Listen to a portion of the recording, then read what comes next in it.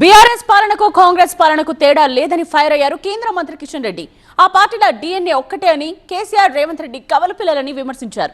అధికారంలోకి వచ్చి ఏడాదైనా ఒక్క కొత్త పెన్షన్ ఇవ్వలేదని మండిపడ్డారు. కాంగ్రెస్ ఇచ్చిన హామీలతో ఆర్థిక సంక్షోభం రాబోతోందన్నారు కిషన్ రెడ్డి.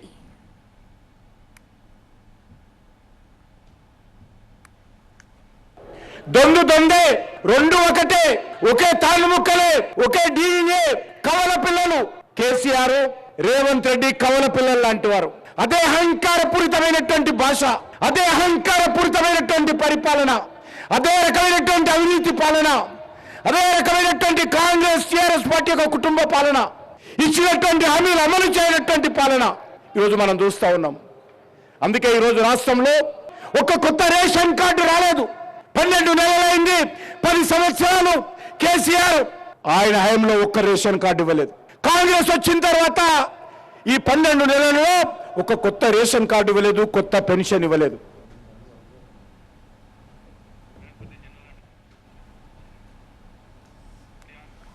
సో అది కిషన్ రెడ్డి రియాక్షన్. బీఆర్ఎస్ పాలనకు కాంగ్రెస్ పాలనకు తేడా లేదని ఫైర్ అయ్యారు కేంద్ర మంత్రి కిషన్ రెడ్డి. ఆ పార్టీల DNA ఒక్కటే అని చెప్పారు. అదేవిధంగా కేసీఆర్ రేవంత్ రెడ్డి కవల పిల్లలని విమర్శించారు కిషన్ రెడ్డి. అధికారంలోకి వచ్చి ఏడాదైనా ఒక్క కొత్త పెన్షన్ కూడా ఇవ్వలేదని మండిపడ్డారు. కాంగ్రెస్ ఇచ్చిన హామీలతో ఆర్థిక సంక్షోభం రాబోతోందన్నారు కిషన్ రెడ్డి.